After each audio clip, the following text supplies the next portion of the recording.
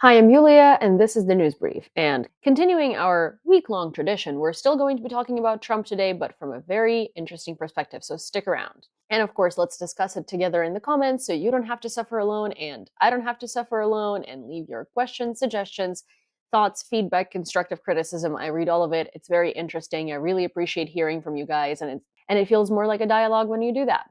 Let's go. Last night, Trump has dropped his latest bombshell. According to Newsweek's reporting, Trump gave Europe 3 weeks to surrender Ukraine to Russia. Yeah, I'm not saying peace deals, I'm not saying peace talks, I'm saying surrender Ukraine to Russia. And on this channel, we have been talking quite a bit about, I guess, the US and the role of the US in the world, while this channel is about Ukraine. So why is this happening? I think it's no longer feasible to separate the events in Ukraine, the events in Europe, and the events in the US from each other because they are all interconnected, they're all global, and they all feed off of each other and influence each other. Fortunately or unfortunately. With the current administration, I think it's quite unfortunate. I have been receiving quite a few comments of criticism on this channel from some of you. See, I do read them, that are basically saying, hey, you're listening too much to Trump, but you're not listening to other politicians. And if you listen to other politicians in America, that's how you're going to know the real stance of the government. Here's the issue. Trump doesn't care about the real stance of the government. Trump doesn't really care about what they say, about what the courts rule. Trump wants to be a dictator. And I personally believe that in the next 4 to 6 months, there are 2 courses that America can take. One, Trump is going to try and become the absolute dictator, because right now it's not necessarily true. No matter how much we don't see it and no matter how much we don't want to believe it, there are still checks and balances to a degree in America. Most of the things that Trump has tried to implement actually have been stuck in court. Like 70% of his executive orders are stuck in court and they're not going through. And the things that have been implemented, the easy things, like stopping immigrants at airports and refusing entry to green card holders, they were always in the law. It's just nobody really used them because there was no reason. For instance, if you're a green card holder, I've seen quite a few stories in the past couple of days of 2-year conditional green card holders being denied entry at the airport, their green cards being chopped up and then being sent back to where they came from. And this is borderline illegal. But the reason why it's happening, and it's happening without executive orders, and why it's easy to make it happen is because it's in the law already. Because at the end of the day, if you're not a citizen, your entry to the United States is up to the discretion of an immigration officer. It's just normally under any other administration, immigration officers are not going to deny you entry unless there is a severe reason for it. But under Trump, they can just use their own discretion. And obviously, Trump wants to make it look like America is transforming and America is changing very rapidly, and everyone listens to what he says. So these immigration officers are denying entry to random people. But going back to the beginning of this tangent, what Trump is doing with Ukraine is actually isolating him and is, in fact, changing the world order drastically and rapidly. I know that quite a few of you have said, listen to other politicians. Unfortunately, it doesn't matter. Because, and as I said before, so we're going to come back to that, pardon my ADHD, in the next 4 to 6 months, we have 2 courses of action. One, where your words actually ring true, and that's if America retains its democratic processes and there is going to be a huge governmental pushback to Trump, and ultimately him and his party are going to be pushed out. Or the other part is if Trump actually fully consolidates his power as a dictator.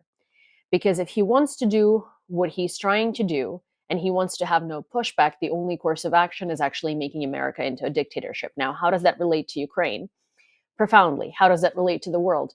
Profoundly. Because America is quite king of the world in a lot of senses. Now, we have been seeing a lot of pushback to Trump and his policies within his own party already. For instance, when he said that Ukraine started the war, a lot of senators were questioned in interviews, in just like one of those, walk around the White House interviews, and here's what they had to say. President Trump just called Zelensky a dictator. Your reaction? I don't agree. What world is he living in?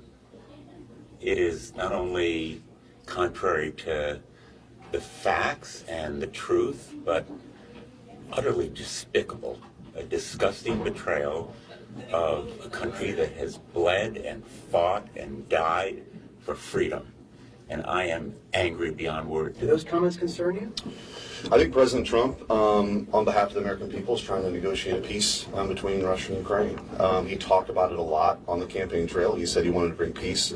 The war's gone on long enough, and I think he's going to deliver on that. So how we get there, I trust President Trump. He's a master negotiator, and I think he's going to get to a lasting peace. I would like to see that in context because I would certainly never refer to President Zelensky as a dictator. I absolutely would not say that Zelensky started the war. It is quite clear who started the war. It was absolutely Russia and Putin's directive. The president speaks for himself. What I want to see is a peaceful result, a peaceful outcome. And I think right now there's a negotiation going on, and let's see where that ultimately leads. Hopefully it'll get to the outcome we all want to see. President Trump also said last night that Ukraine started the war with Russia. Do you agree with that? I had to look at the entire context of that. That was the whole quote, that Ukraine started the war with Well, I have Russia. to look at it. I'm confident on President Trump, but I was over there right before the war started. They were already fighting, even before Russia came into Ukraine. And, of course, President Biden had that one small talk with Putin, and it was going to be one small encouraging, and 3 years later, here we are. So we got to get it over with. So as we can see, none of them agree with him. European leaders don't agree with him. Most of the world leaders of any democratic countries that are actually developed and developing and have the potential also don't agree with him. Now, where am I going with all of this? I know that we're all in doom and gloom, and I know that we're all worried about what's going to happen now that Trump has issued an ultimatum. Interestingly, I think Trump has been played by absolutely everybody around him. When Trump called Putin the first time and gave him the conditions for peace, Putin refused them. When Trump's delegation went to Riyadh and gave them conditions for peace, Russia refused them and said that they want Ukrainian troops to move 30% further back from the territories that are already illegally occupied. At some point, I think Trump realized that he's not going to be the hero he wants to be. I think at some point, Trump realized that he's not going to be able to end the war. He's not going to be able to negotiate peace. He's not going to be able to resolve it in any way other than what Russia wants. So he made a decision that it's much easier to just sell out Ukraine, take the $500 billion of rare earth minerals, and walk away, and then let Russia deal with it and Europe deal with it. Which is why at first the rhetoric was heavily like, oh, Europe needs to step up, Europe needs to do this, Europe needs to do that. And then Zelensky, realizing that, oh, well, okay, we tried the rare earth minerals to secure US further support. We tried so many different things. And at that point, I think Zelensky realized that you cannot reason with Trump, you cannot talk to him, you cannot talk to his administration, because at the end of the day, the people that sit in the highest seats are not interested in communicating and are not interested in resolving the war. They're interested in their own interests. So Hegseth, a guy who drinks on stage during Munich Security Conference, Defense Secretary of the US. Tulsi Gabbard, a Russian asset, no security clearance, head of the CIA. Trump, an egomaniac who is rapidly destroying the United States government. So what do we do in this situation? And I think what ended up happening is Zelensky went and said this, which is a speech a lot of us have seen, where he basically says that Trump lives in the disinformation world. Yeah, I mean, look, it is startling to hear the President of the United States suggest that Ukraine started the war. That was an unprovoked invasion by Russia, long telegraphed by the Biden administration. Something was about to happen. But it is essentially this narrative that we keep hearing from the head of the White House, which I think is leaving so many here in Kiev deeply concerned. And we heard from President Volodymyr Zelensky himself describing exactly what he's hearing from Trump, blaming some of that on the influence of Hungarian, Slovakian officials. They're pro-Russian, essentially. Here's what he had to say. Ну, тобто, на жаль, президент Трамп з великою повагою до нього відносимося як до лідера народу, який ми дуже поважаємо, американський народ, який нас постійно підтримує. На жаль, живе в цьому дезінформаційному просторі. These statements are quite inflammatory towards Trump and his ego. So Trump went and did exactly what I think was expected of him to do. He went on air and started putting forth all of these demands, calling Zelensky a dictator, saying that Ukraine doesn't have elections, basically spewing Russian rhetoric. We're hearing that Russia wants to force Ukraine to hold new elections in order to sign any kind of a peace deal. Is that something that the U.S. would ever support? Well, we have a situation where we haven't had elections in Ukraine, where we have martial law, essentially martial law in Ukraine, where the leader in Ukraine, I mean, I hate to say it, but he's down at 4% approval rating, and where a country has been blown to smithereens. You got most of the cities are laying on their sides. The buildings are collapsed. It looks like a massive demolition site. The whole, I mean, so many of the cities. I mean, they haven't done it in Kiev because I guess they don't want to shoot too many rockets in there. They've done it 20%, but they haven't done it 100%. If they wanted to do it 100%, it would probably happen very quickly. But you have cities that are absolutely decimated. And yeah, I would say that, you know, when they want a seat at the table, you could say the people have to, wouldn't the people of Ukraine have to say, like, you know, it's been a long time since we've had an election. That's not a Russia thing. That's something coming from me and coming from many other countries also. You know, Ukraine is being just wiped out.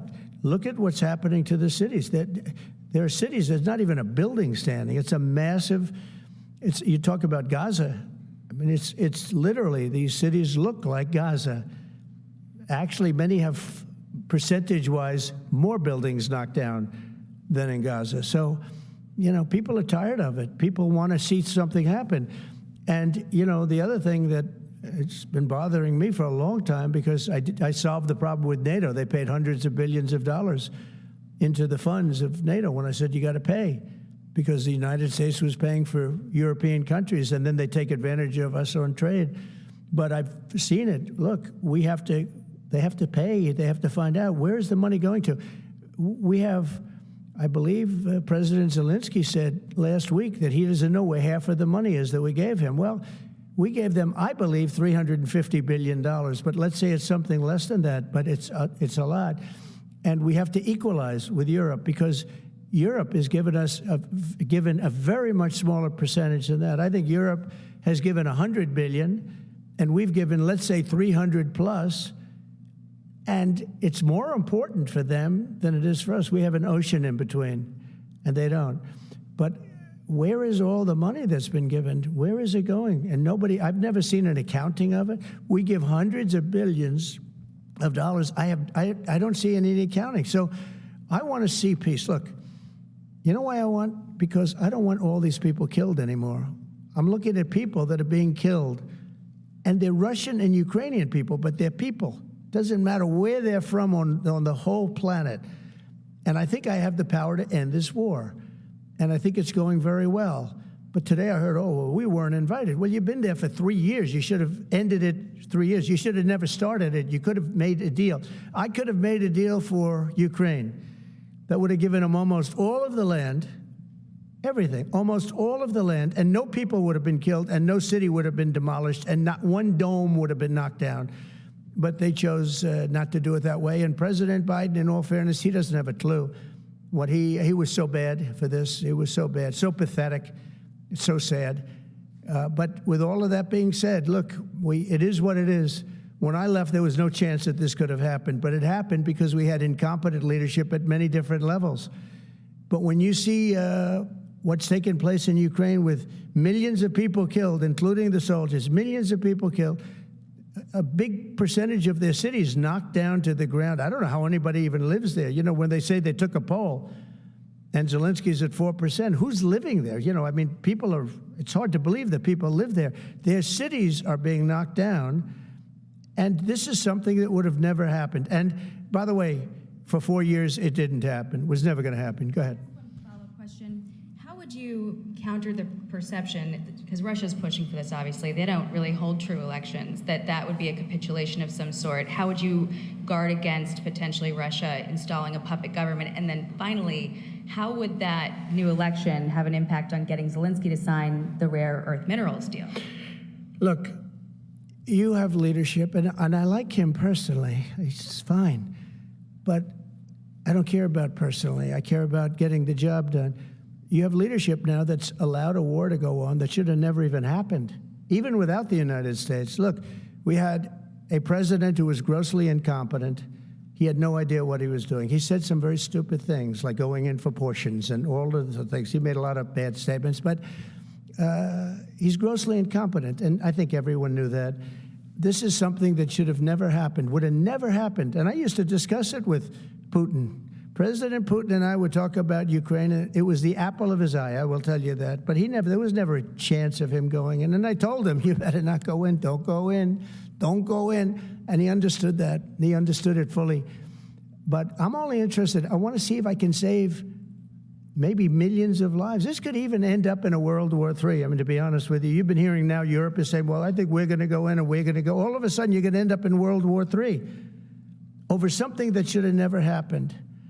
And, you know, it's a very sad situation. Yeah, please. So much Russian rhetoric. Now, that's really bad in terms of like, you know, we're very clear that the US has no intention of helping Ukraine, right?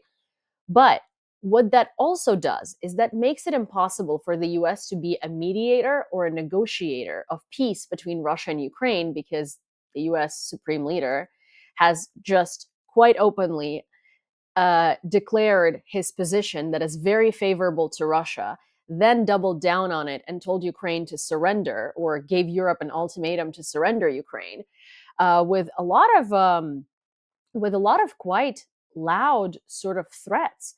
The threat was to take Americans out of either European bases. I think there is also going to be some gas blackmail.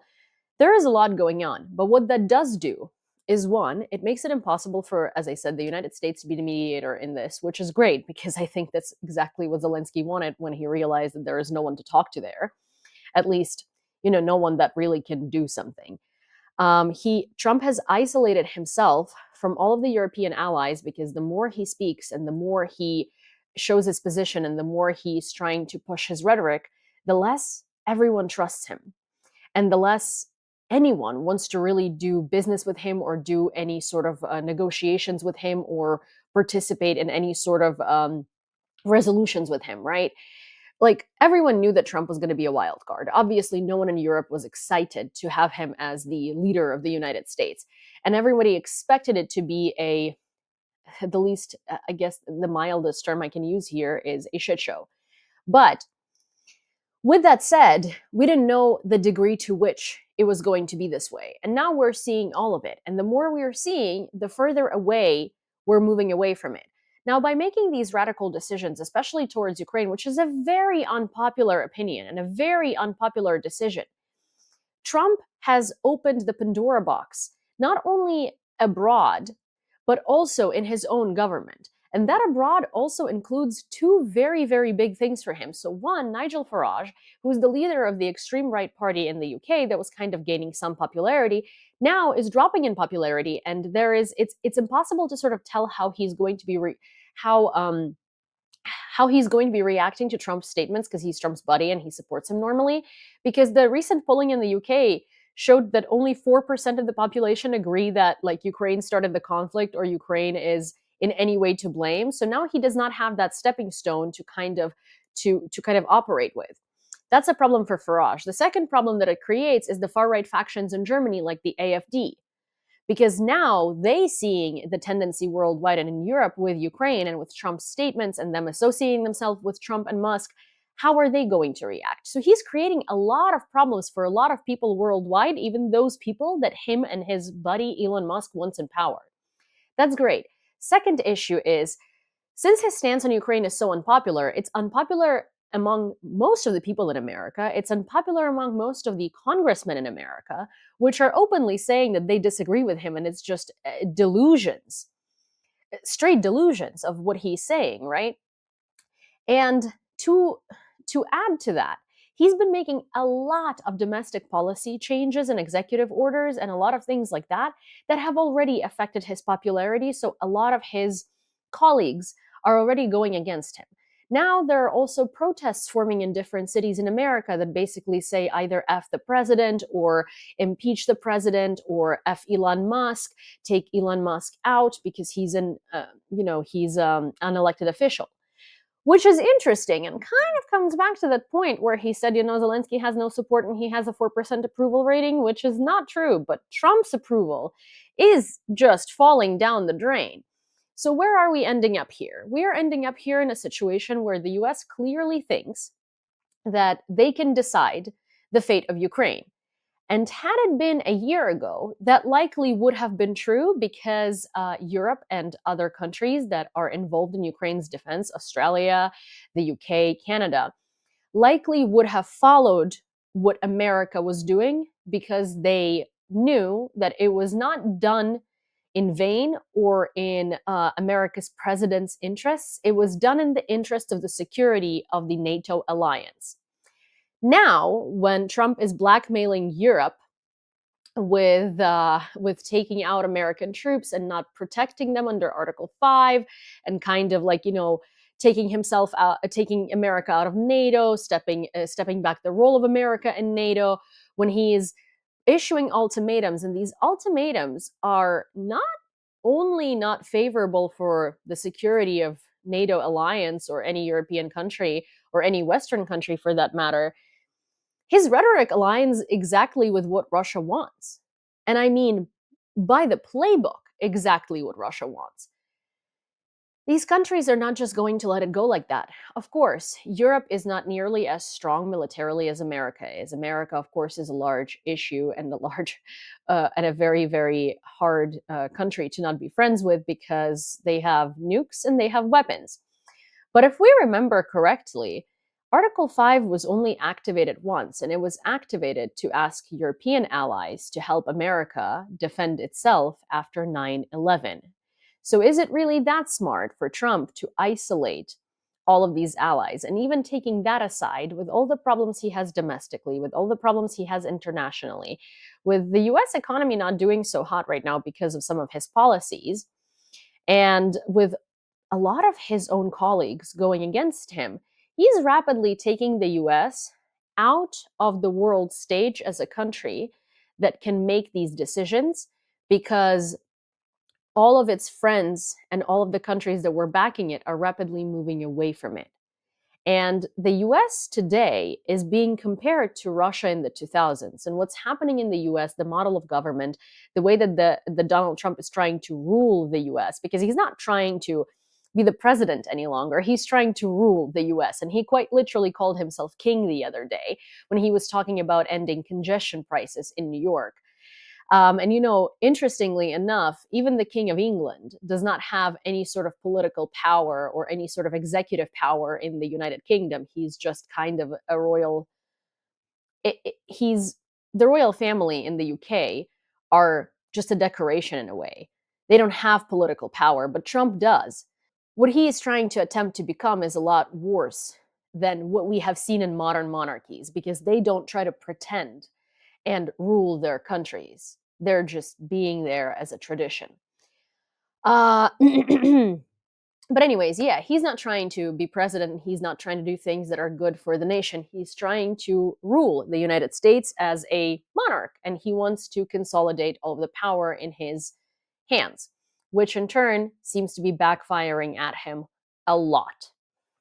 And one of the ways that it's backfiring at him, and one of the ways that makes me feel like it's not that we don't have anything to worry in Ukraine about. We do with the United States. But one of the things that makes me more confident in what I'm saying is that a lot of well-respected international spying organizations, like think MI6, think Mossad, think a lot of other organizations like intelligence organizations worldwide, right, from partner countries, are refusing to share information and intel with Trump administration because they simply don't trust them. And that is a fact. And this fact has been talked about in Politico. The Trump administration is leaky with intel. Allies still have to work with it. Foreign intelligence officials are treading carefully as they navigate a president with a history of spilling secrets. The summary of the article basically says that that international intel organizations are refusing to share info with the U.S. They're not confident in the U.S. Tulsi Gabbard's confirmation as the head of the CIA added fuel to the fire. Kash Patel's confirmation as the head of FBI also added fuel to the fire. No one wants to work with America. And America is only strong, like you can have all the nukes in the world, you can have a strong army, but you're only strong when you have the backing of your partners and when you have intelligence and when you have all of these things. And the US has always had that because the US not only did the US operate with the fact that it has this very strong military industrial complex, but it also operated with the whole world sharing information with the US, with the whole world sort of like, writing reports to the US, with the whole world holding the US on a pedestal. And now that pedestal is cracking, and it's cracking rapidly because you're not nearly as strong if no one is giving you intelligence, You can use all of your weapons, but are you going to use them rightly and correctly if you don't know what's going on around you and no one's giving you useful information? Likely not. And here are the things that are contributing to and I understand that this is focused on the war in Ukraine, Russia's aggression in Ukraine, but these things are contributing quite significantly because that is one of the largest wars in the world since World War II, right? So you obviously want to see how your allies behave in this situation, who they're favoring and who they're sticking to, and that gives you the idea of who you should be sticking to. So these are some of the reasons why Europe is, well, most of the democratic world is so not into the idea of working with Trump. After 3 years of Russia attacking Ukraine, Trump decided to renew direct contact with Putin. On February 12th, they had a 90-minute conversation. Before this, all of the leaders were refusing to talk to him because you don't negotiate with terrorists, nor are you being friendly with them. Second is Trump has been boasting and gloating about Putin as if he deserves respect. Trump thanked Putin for his time and effort that he spent on the phone call, which doesn't put him in a position of power. It makes him look weak and makes him kneel in front of Putin. He said that he would like to see Russia in G7 again.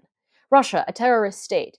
Russia, whose president is literally searched for by the International Criminal Court, and there is an arrest warrant out for him. 4, even before the negotiation, Trump decided to let Putin hold a certain territory, a certain part of the territory of Ukraine. The Minister of Defense of the United States, Pete Hegseth, at Munich, quite literally said that Ukraine could not renew its land. This is making concessions before you are even at the table of negotiations. That is showing the biggest sign of weakness.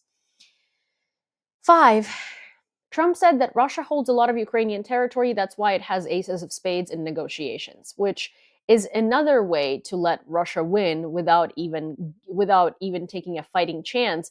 Because in reality, we should be working on giving Ukraine aces of spades, not Russia. And you can't be saying that to Russia because you give Russia a finger, they take a whole hand.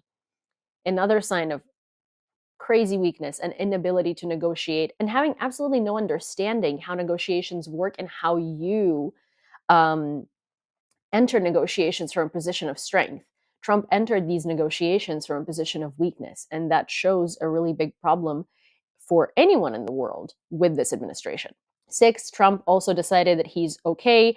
He is going to give Putin what he wants, which is no NATO for Ukraine and also no NATO soldiers protecting Ukraine in case of a peace deal. Need I say more? No American troops in Ukraine is 7, which is also a sign of weakness. Putin doesn't want them, so we're not going to send them. Also told Europe to count on itself and not count on the US, which is an alliance and a protection alliance and a defense alliance that was formed in 1945, which is NATO, where everyone takes care of thy neighbor, basically. And the US is just like, nope, we're not going to do that anymore. Meanwhile, again, the only time Article 5 was used was by the US, and everyone came to its defense. Not inviting Europe to the negotiations that concern the national security of Europe through Russia's invasion of Ukraine. So yeah, There are so many things. Trump called Zelensky a dictator. We've had elections 5 times in the past 20 years, while Russia only had Putin in the last 25. So there are so many moments that are just showing Trump as a weakling and are not giving him favorability. And he's not only undermining his own position on the world stage, he's also undermining the position of the US on the world stage. Not to mention that the US position differs from Trump's public statements as he adopts a bold negotiation style, according to media reports. In recent days, US President Donald Trump has sharply criticized Ukraine, calling Volodymyr Zelensky a dictator without elections, and claiming the war should have ended earlier. However, unofficial sources in the White House say the US remains on Ukraine's side, and Trump's approach is part of his characteristic negotiation style. I mean, I do believe that the US still remains on Ukraine's side, but that's not because it's Trump's negotiation tactic. I don't think he thinks that far ahead. I think it's because most of the US legislators and most of the US people are on Ukraine's side. So all in all, I think in the summary of this episode, I want to say that in order for us to understand what's going to be happening, we need to give it a couple of months. But the issue is that the US has a couple of months to see how things are going to unfold and in which favor and what the people can do to kind of salvage their democracy. Ukraine doesn't have that time to sort of think and ponder because we don't just have a democratic crisis ensuing, we have an actual invasion from a country that is tenfold of ours. So if you're American, of course, call your representatives and please keep pushing your government because we need this. And we want the US as an ally. We don't want hostile relationships with the US. And it's very upsetting to see. But what I was trying to say is that things are not what they seem, because with this current administration, they rapid fire push out a lot of stuff and they kind of overwhelm the public. And the public thinks that all of these things are going through while most of them actually are stopped in courts. And while the courts still have power, and while, there are still 3 active branches of the government, it's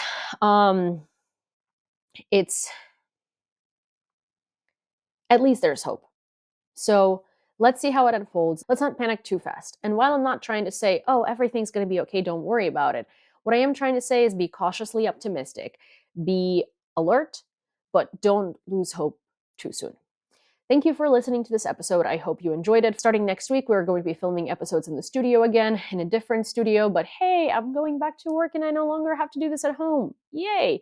Thank you, ballistic missile that was sent to our office from Russia. Wink, wink. Anyways, if you enjoyed this episode, please don't forget to subscribe to this channel and also turn on all of your notifications so you don't miss when the next episode comes out in our new studio or a different studio. And send this video to a friend, like it, share it, and of course, leave me with your questions, suggestions, and maybe your constructive criticism, feedback, or thoughts, because I read all of them. I greatly appreciate them, and I'm very interested in hearing back from you. See you next time.